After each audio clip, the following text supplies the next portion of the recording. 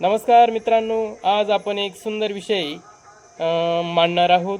तर तो सुंदर विषय तुम्हाला नक्कीच आवडेल मित्रांनो. तर आज आपण ज्या निसर्गात सुंदर जीवन जगतो मित्रांनो, या निसर्गापासूनच आज आपण सुरुवात करूया. कारण म्हणतात ना, निसर्ग हा गुरु असतो आणि गुरु म्हटले तर नवीन काहीतरी शिकायला मिळतं. म्हणून तुम्ही विचार करा मित्रांनो, तर या निसर्गातूनच आपलं जीवन जे आहे ते किती सुंदर आहे आणि काय शिकता येतं जीवनासाठी. तर या निसर्गातून आपल्याला बऱ्याच गोष्टी मिळत असतात. तर चला, कोणत्या पद्धतीने या निसर्गातून आपल्याला संदेश मिळतो बघूया. तर मित्रांनो, या निसर्गाची खूप सुंदर रचना आहे. यामध्ये 3 ऋतू आहेत: उन्हाळा, पावसाळा आणि हिवाळा. यापैकी प्रत्येक ऋतूमध्ये वेगवेगळं वैशिष्ट्य आहे मित्रांनो. तर आपण जर याचा उन्हाळ्याचा विचार केला तर आपल्याला खूप उष्णता जाणवते आणि उष्णता जाणवल्यानंतर खूप खूप समस्या जाणवतात. म्हणून जास्तीत जास्त उन्हाळ्यामध्ये आपल्याला जे ऊन आहे मित्रांनो नकोसे वाटतं. आणि त्यानंतर पावसाळ्यामध्ये आपल्याला आनंद तर होतोच, शेतकरी राजाला आनंद होतो, सर्वांना आनंद होतो. आणि एक प्रत्येक झाडे, त्यानंतर प्रत्येक वृक्ष, पक्षी या सर्वांना आनंद होतो मित्रांनो. कारण या ऋतूमध्ये जीवनामध्ये आनंद भरण्याचं सामर्थ्य असतं. त्यानंतर हिवाळ्यामध्ये देखील वेगवेगळे सणाची रचना असते आणि त्यानंतर आपल्याला या निसर्गामध्ये वेगवेगळे बदल म्हणजे बघायला मिळतात. म्हणून आपल्याला हे 2 ऋतू उन्हाळ्यापेक्षा जास्त आवडतात मित्रांनो. आणि याचाच जर विचार आपण केला आणि या तिन्ही ऋतूची जीवनासोबत तुलना केली मित्रांनो, तर या 2 ऋतूपैकी म्हणजे हिवाळा आणि उन्हाळा किंवा पावसाळा, या 3 ऋतूपैकी आपण जर विचार केला तर हिवाळा आणि पावसाळा या ऋतूमध्ये आपल्या जीवनामध्ये जास्त आनंद मिळतो असा आपण अनुभवतो मित्रांनो. आणि उन्हाळ्यामध्ये आपल्याला नक्कीच उष्णता निर्माण झाल्यानंतर आपल्याला झाडं आठवतात मित्रांनो.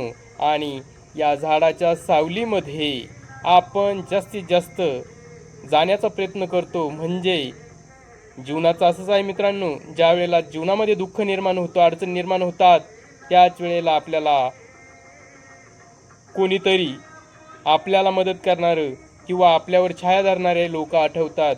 म्हणजेच जसंच आहे, जसं उन्हाळ्यामध्ये आपल्याला सावलीची गरज भासते तर आपल्याला झाडं आठवतात.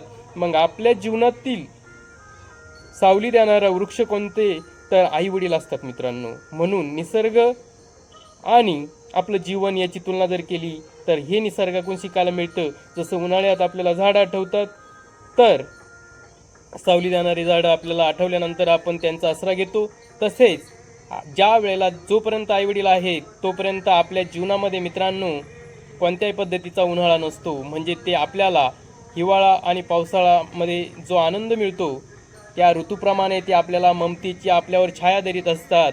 आणि ज्या वेळेला ते निघून जातात मित्रांनो आपल्यापासून दूर, त्यावेळेला आपल्याला आपल्या जीवनामध्ये उन्हाळा सुरू होतो मित्रांनो. म्हणजे आपल्या जीवनामध्ये अडचणी निर्माण होतात. आपल्याला अडचणीचा जो डोंगर आहे तो आपल्यावर कोसळतो आणि नक्कीच आपल्याला त्यावेळेला आपल्याला सावली देणारे जसे उन्हाळ्यामध्ये वृक्ष आठवतात, तसे आपल्याला आईवडील आठवतात मित्रांनो. आणि ते आपल्याला ममतेची सावली देत असतात. म्हणून आपल्याला जाणीव पण होत नाही की आपण वेगवेगळ्या परिस्थितीला झुंज देत आहोत. म्हणून त्यांच्या ममतामय सावली जर आपल्याला टिकून ठेवायची असेल, जोपर्यंत अनुभवायची असेल, तोपर्यंत आपल्याला आपले जे आईवडील आहेत त्यांना खूप जपणं आहे मित्रांनो. आणि आपण भाग्यवान आहोत की आपल्याला आईवडील आहेत.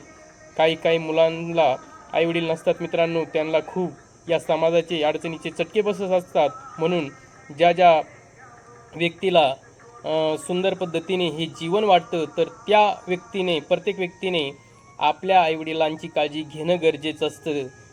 आणि ही जर काळजी घेतली तर नक्कीच आपल्याला ममतेची सावली मिळत असते. आपल्या जीवनातला जो उन्हाळा आहे तो टळत असतो आणि नक्कीच आपल्या जीवनाला एक नवी दिशा मिळते मित्रांनो.